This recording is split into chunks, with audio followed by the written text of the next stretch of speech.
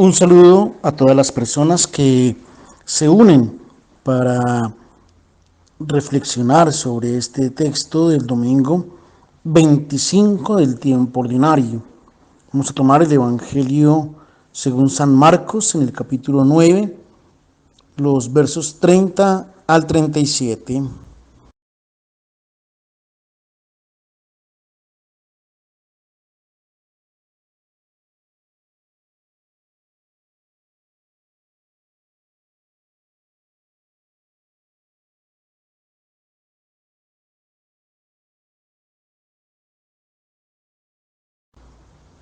Podemos iniciar pensando en los enamorados que antes de casarse reflexionan sobre cómo se enamoran, valoran si de verdad se entienden, si son el uno para el otro, si tienen los mismos sueños, si tienen en mente los mismos objetivos, y solo al final, cuando se sienten plenamente identificados con un proyecto de vida, toman la decisión de declararse su amor incondicional. Cuando vienen parejas o hay parejas para el matrimonio, ellos han hablado de sus sueños, de sus anhelos, y al final ya se deciden por tomar una opción matrimonial. Si nosotros queremos comprender qué significa creer en Cristo, debemos referirnos a la imagen, a esta imagen. Nos va a servir mucho esta imagen del enamoramiento, ya que es la imagen empleada en la Sagrada Escritura. En el Antiguo Testamento, Dios se presenta como el esposo de Israel.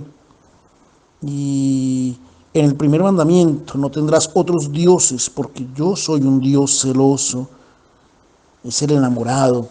Sabe que es el único que puede hacer feliz a la persona amada y no quiere que hayan amantes que puedan arruinar esta relación. Después, en el Nuevo Testamento, viene retomada esta misma imagen y acompaña todo el Nuevo Testamento. De hecho, Juan comienza con una fiesta de bodas y con él el Bautista que dice: yo no soy el esposo, está por llegar el esposo. Yo escucho su voz y soy feliz. Y el Nuevo Testamento se concluye con una fiesta de bodas. Nos la cuenta el autor del libro del Apocalipsis en el capítulo 19, cuando dice: alegrémonos, porque han llegado las bodas del Cordero. Su esposa está lista, y entonces el ángel me dice: escribe, bienaventurados los invitados al banquete de bodas del Cordero. Esta es la conclusión de toda la historia de la humanidad.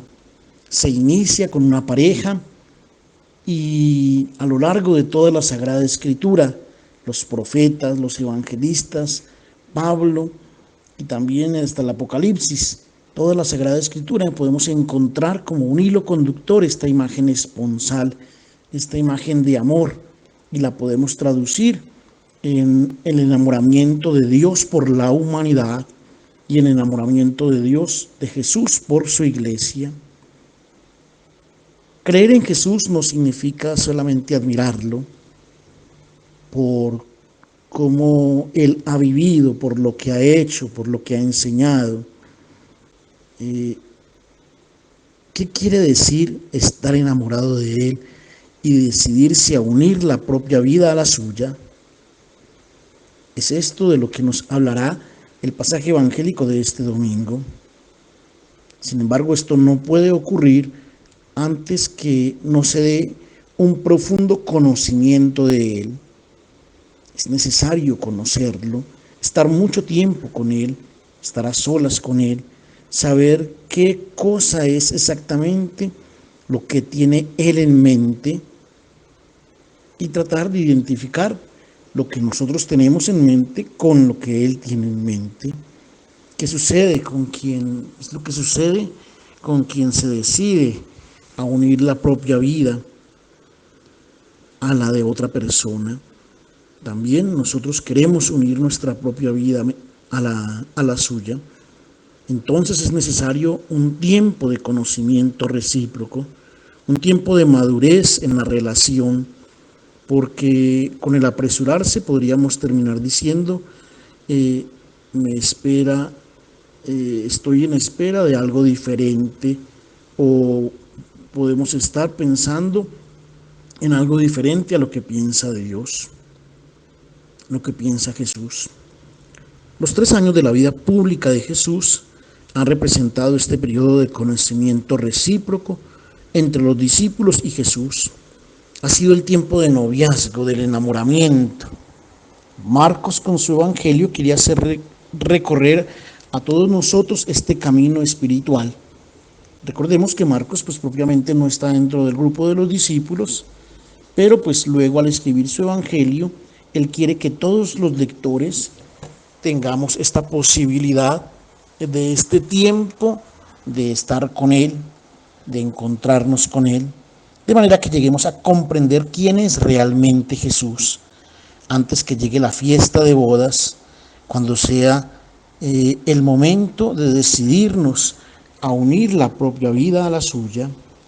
Es decir, estamos en el tiempo del noviazgo, todavía nos falta bastante en esa posibilidad de unir nuestra vida totalmente a la de Jesús.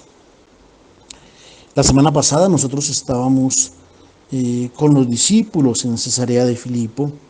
Recordemos que en aquel lugar encantador, en aquel paraíso que se nos presentaba, el maestro había dirigido 2 preguntas a los discípulos, y la segunda, que había causado una provocación muy grande, porque había preguntado a ellos, y también por lo tanto a nosotros, qué tan involucrados se sienten con mi vida, están dispuestos o no a anclar sus vidas a la mía, y de mí, qué cosas esperan. Pregunta que es dirigida también a nosotros. ¿Qué nos esperamos de Jesús? ¿Qué esperamos de esta relación que queremos tener con Él, de esta unión que queremos hacer con Él? Los discípulos en Cesarea han empezado a darse cuenta que las cosas no estaban andando por el justo camino o por donde ellos querían, porque no era esto lo que se esperaban de las bodas con el Maestro. Seguramente también había sido para Jesús un momento de mucho sufrimiento, no de desilusión. Él sabía que era profundo lo que estaba proponiendo, que era complicado, que era difícil.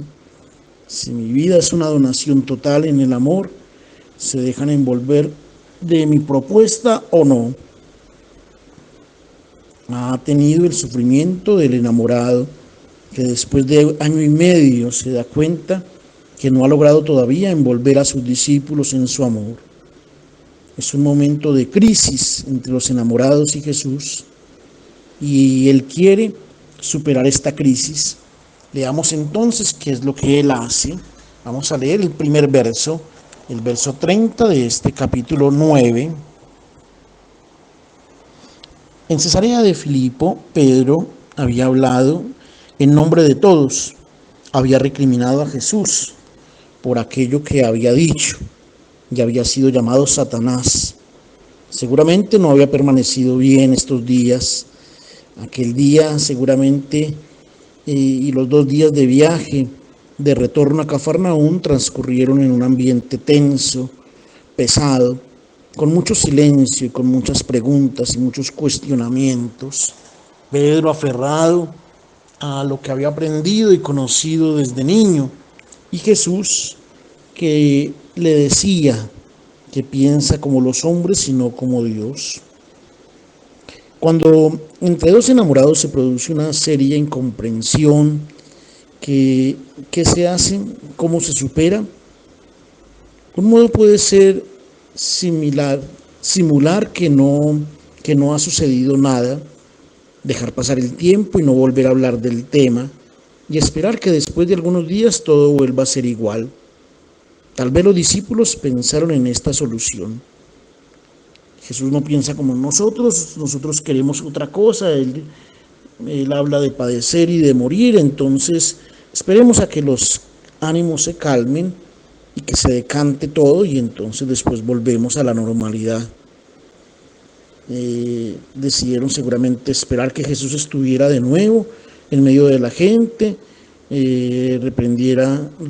retomara sus predicaciones, retomara sus prodigios, volviera a hacer sus milagros y entonces volveríamos a, a ese Jesús bonito y especial que nos gusta siempre ver y no a ese que habla de padecer o de sufrir. Y la incomprensión hubiera sido recordada como un mal momento. Pero Jesús no toma este camino porque sería de alguna manera esconder la tierra debajo del tapete, es decir, dejar todo ahí en stand-by y no afrontar la situación. Para recuperar una relación que tiene de riesgo el dañar la vida de los enamorados, que ellos deben recuperarse, reencontrarse. Ellos deben encontrarse solos para confrontarse, para comprenderse, para de nuevo sintonizarse en su pensamiento, en su corazón. Y es necesario entonces lograr solucionar así el problema, darse tiempo para estar a solas. Y es lo que el pasaje evangélico de este domingo nos cuenta que Jesús ha hecho. Ha decidido permanecer solo con sus discípulos.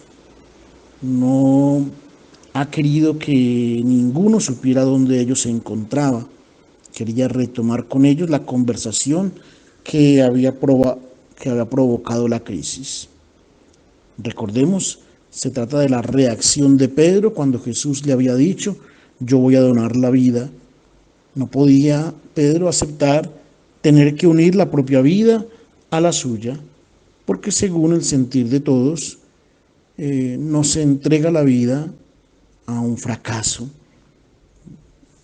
Leamos entonces ahora cómo Jesús retoma con ellos el discurso, versos 31 y 32 de este capítulo 9. En Cesarea de Filipo los discípulos habían comprendido muy bien aquello que Jesús había dicho. Había sido muy claro. Ahora Jesús retoma el discurso, no para explicarse mejor, ya ellos lo han entendido bien, sino para provocar a los discípulos, para tener una confrontación con ellos y hacer que surjan de lo profundo de su corazón las objeciones que tienen dentro. Y es necesario que esta discusión entre Jesús y sus discípulos también la sintamos nosotros como nuestra. Los discípulos han tenido mucha resistencia para aceptar la propuesta de Jesús. Nosotros tal vez en cambio decimos fácilmente que sí queremos seguir al Señor. Sin embargo, la dificultad que han tenido ellos para dejarse envolver por el Señor, esta dificultad también debe ser la nuestra, porque es necesaria una conversión, y esta conversión es dolorosa, es difícil, reclama la renuncia a nosotros mismos, a nuestro egoísmo, a todo lo que somos, y tomar un nuevo camino en nuestra vida. Y si pensamos en poder llegar a ser discípulos sin esta experiencia difícil, entonces podemos desilusionarnos. Jesús retoma el discurso diciendo: el Hijo del Hombre va a ser entregado en las manos de los hombres. Hijo de hombre en hebreo significa hijo, el hombre verdadero, aquel que es verdaderamente humano, aquel que es plenamente hombre, el hombre resucitado. Hay una diferencia entre las definiciones de hombre, sobre todo aquella de animal racional. El ser humano, la novedad de Jesucristo es un hombre nuevo, más allá que de algo que sea simplemente un animal racional. Jesús se presenta como la plenitud de la humanidad, como aquel que ama profundamente y totalmente. La definición de hombre, de ser humano, ¿cómo la podríamos ver?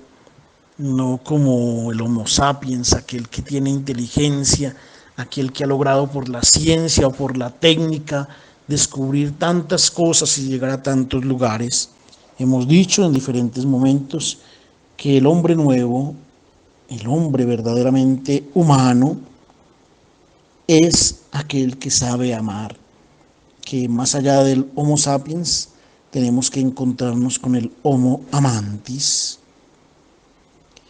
Y Jesús se presenta entonces como la plenitud de esta humanidad, como el hombre resucitado, y prevé que a este hombre le suceda que será entregado en las manos de los hombres. Fijémonos que no dice en las manos de los sumos sacerdotes, ni de los escribas, ni de los fariseos. No, es entregado en las manos de todos los hombres. Y entonces, ¿quién lo entrega?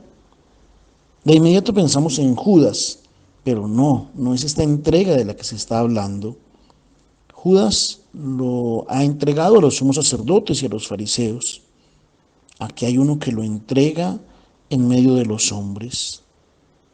A este respecto, varios biblistas dicen que hay un pasivo divino, es decir, una estrategia literaria con la cual Marcos, el evangelista, presenta la obra del Padre del Cielo. Es Él quien ha entregado a su Hijo unigénito en las manos de todos los hombres. Esta es la más hermosa imagen de Dios. Dios es aquel que se entrega a nuestras manos. El amor es entregarse a las manos del otro, es entregarse al otro. El otro puede pedirme todo aquello de lo cual necesita para la vida, y aquel que lo ama se entrega a sus manos. Dios se ha entregado en nuestras manos. Lo contrario, y que es lo que pensamos nosotros, es el hombre que somete, que tiene bajo sus manos al otro y que somete al otro a su disposición. Este no es humano, tiene poder, pero este poder es en contra del amor, en contra de la humanidad. ¿Y cómo terminará? ¿Qué harán los hombres con este hombre verdadero cuando él se vaya a entregar? Habrá un conflicto entre el hombre nuevo y los hombres que no quieren, porque quieren perpetuar su mundo donde la ley es la competencia, en donde se busca prevalecer y pasar por encima de los otros y dominar sobre el otro. Es un mundo de lobos. Aquí hacemos una diferencia entre el mundo humano y el mundo de los lobos. Este hombre nuevo propuesto por Jesús, cuando es entregado, tiene el destino marcado. El Padre del Cielo, cuando ha entregado a su Hijo en manos de los hombres, sabía que lo entregaba a la muerte. Era la única forma para dar inicio a un mundo nuevo, el mundo de los hombres verdaderos.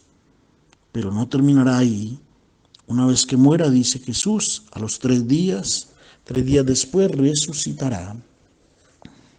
Para aquellos que lo matan será una victoria, porque se liberarán de uno que les fastidia, que debía ser quitado de en medio, porque la vida pudiera continuar, para que la vida pudiera continuar como antes. Jesús asegura que no será la muerte la que venza las cosas, no será la muerte la que venza al final, no terminarán así. Y quien vencerá al final será el amor. Es una contradicción pensar en escapar de la muerte, viviendo como lobos, usurpando el poder, acumulando bienes, manipulando, dominando, viviendo solo para sí mismo. Quien vive así, vive como los lobos y ve su vida que se va yendo poco a poco la vida en querer tener más, en acumular, en pasar por encima de los demás. Viene enseguida, momento a momento, la muerte. La única manera para huir de la muerte, dice Jesús a sus discípulos, se la enseño yo, dónenla por amor. Si la vida se transforma en amor, la muerte no puede tocar más. Cada vez que nosotros logramos callar la pulsión egoísta que nos lleva a pensar en nosotros mismos y a dar la vida por otros, entonces vencemos. Los discípulos no entendían estas palabras, tampoco nosotros las entendemos. Este lenguaje es el lenguaje más profundo, o a veces las entendemos, pero no las queremos aceptar, no las queremos entender. Las palabras que Jesús ha dicho eran clarísimas, pero estaban muy alejadas de su modo de pensar y de nuestro modo de pensar, de sus criterios, de sus juicios, de sus expectativas, de sus esperanzas. No estaban todavía preparados para aceptar la propuesta de ser corderos. No logran entender ni aceptar que para vencer la muerte es necesario entregarse a sí mismos, y tenían miedo de pedir explicaciones. Y todavía no entenderán. Jesús seguirá hablando de su muerte, inclusive en el momento de la cruz. Lo dejarán solo, lo negarán, se irán a un lado. Es un proceso, es un camino, no es fácil, no se puede decir de un momento a otro, sí, yo te acepto, Señor, y te sigo y cumplo todo. Necesitamos ponernos en camino, poco a poco, paso a paso. En cambio, Jesús lo que quería era que sacaran de su corazón sus objeciones. Y no es de asombrarse que después de haber escuchado por segunda vez el anuncio de su muerte, los discípulos no lograron aceptar la propuesta de Jesús y no abren la boca. ¿Por qué? Porque no ven la hora de que Jesús cambie el discurso.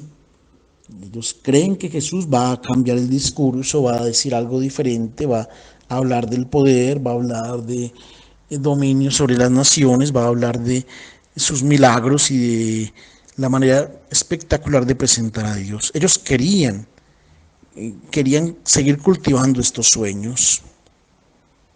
Si pensamos bien, es igual a lo que nos sucede a nosotros.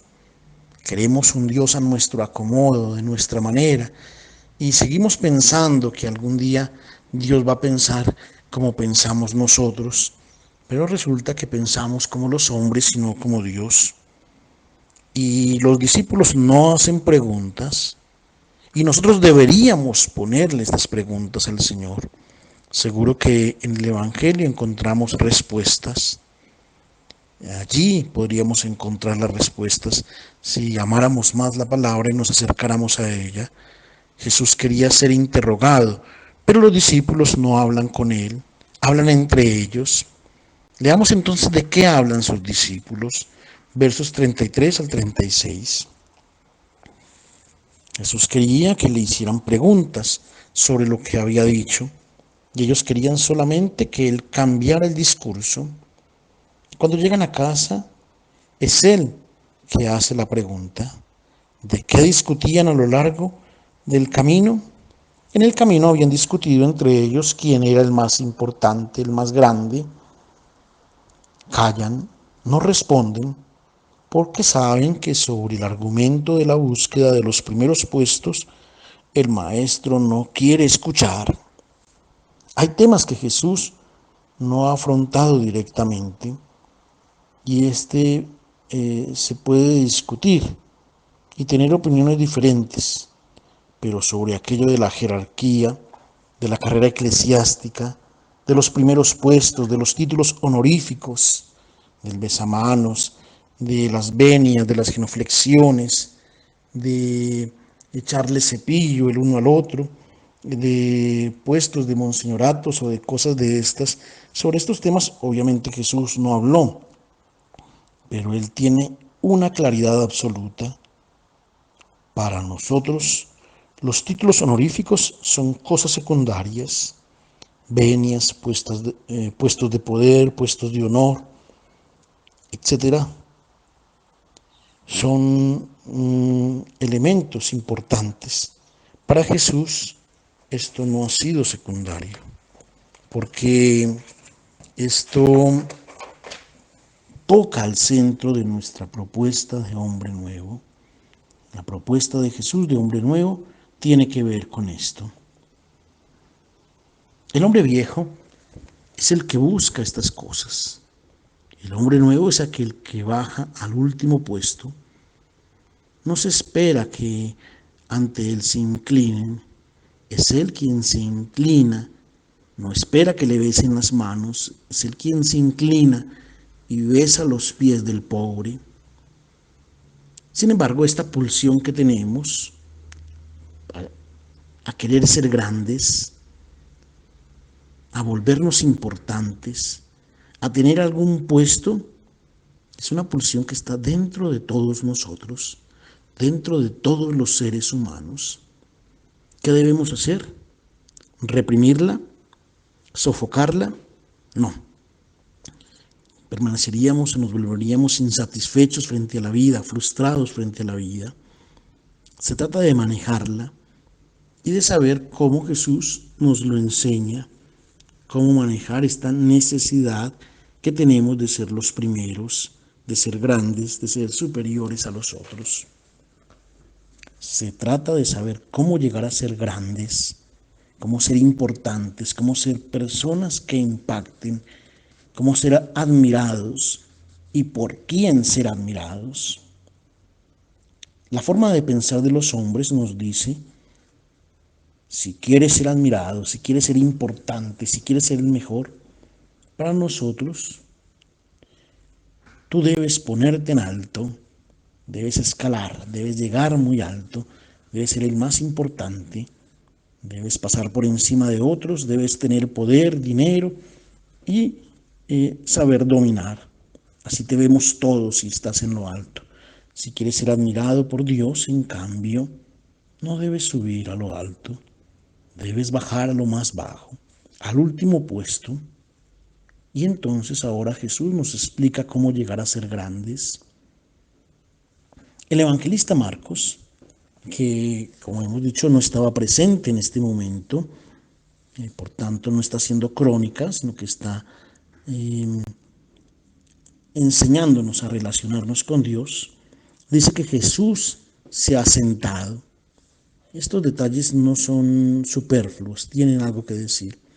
Cuando dice esto, quiere decirnos, atención, Jesús nos está enseñando, nos está diciendo una cosa importante. Él se sienta porque es el rabino que habla y llama así, llama para él a los 12. Ellos estaban ahí alrededor. ¿Qué es lo que Marcos quiere decir? Llama para sí a los 12. ¿Qué significa que los ha llamado hacia él, para él? Es decir, estaban a su alrededor físicamente, pero todavía estaban alejados. Pertenecían todavía al mundo viejo. Eran hombres viejos en el sentido de que todavía estaban aferrados a la manera de entender a Dios antigua. Estaban todavía en el mundo de los lobos que competían. No se habían todavía acercado al Maestro. ¿Qué hace Jesús? Los llama hacia Él y no los recrimina. Comprende la condición de ellos. Él sabe que para asimilar su propuesta de hombre nuevo es necesario el tiempo. Es necesario tiempo para ser comprendida y para ser acogida. Y dice, si quieren ser los primeros, yo les digo cómo hacer. No dice que sea equivocado querer ser el primero. No, se trata de satisfacer esta pulsión que es humana, que es propia de todos nosotros, no de reprimirla, pulsión que nos lleva a salir, a sentirnos realizados. ¿Cómo? Podríamos echar mano aquí del apóstol Pablo, que también nos lo dice. Ámense los unos a los otros con afecto fraterno y ganen la batalla, compitan entonces en el amarse más. Esto es, en considerar al otro superior a ustedes. En esto hagan competencia para escoger el último puesto. Y Jesús dice, ¿quiere ser grande? Debe ser siervo de todos. Debe ser el último de todos. Por 2 veces dice aquel todos. Entonces, la cosa difícil no es tanto el servir, porque nosotros podemos escoger a las personas a quienes servimos. Y entonces escogeríamos a los que nos son agradables, simpáticos, a los que muestran gratitud. No. Jesús dice, el último de todos es el siervo de todos. ¿Y qué significa siervo? Incluso significa que debe ser siervo incluso de quien te ha hecho el mal, incluso de tu enemigo. Porque hay servicios que los prestamos con agrado a las personas cercanas, a las que nos pueden agradecer. Pero Jesús dice, si quieren ser de verdad grandes, deben considerar a todos como superiores a ustedes. Y después realiza un gesto. Toma un niño y lo pone en medio. El término utilizado aquí por Marcos es paidión, término que indica al individuo que por edad o por el rol que desempeña o por el rol que tiene o por su lugar en la sociedad es el menos importante de todos. Los niños no contaban para nada. No es que no los amaran, sí, los amaban, pero no contaban en las decisiones ni en nada del pueblo, en nada de todo lo que se vivía en el pueblo.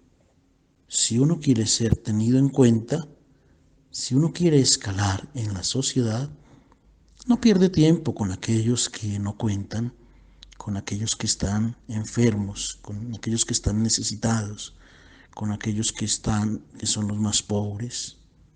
Nunca pedimos ayuda o servicio o nunca buscamos a aquellos que más necesiten. Si uno se hace amigos, busca los favores de quienes lo puedan ayudar a salir a surgir. Los niños, en cambio, son aquellos que solo necesitan ayuda, son aquellos que solo necesitan atención y servicio. Y Jesús abraza a un niño, él que es el hombre verdadero, el que es el hombre auténtico, el que es aquel que abraza, que acoge a aquellos que no cuentan. Y dice, quien acoge a uno de estos pequeños en mi nombre, me acoge a mí. Esto es, acoge la propuesta de hombre nuevo que yo les he hecho. Pidamos al Señor que nos dé la gracia de entender su palabra, de ser capaces de asumir su cruz y de acoger, entender, descubrir en los más pequeños, en los más pobres, en los más necesitados, en los enfermos, en aquellos que no cuentan, acoger allí también a nuestro Señor. Un feliz domingo para todos.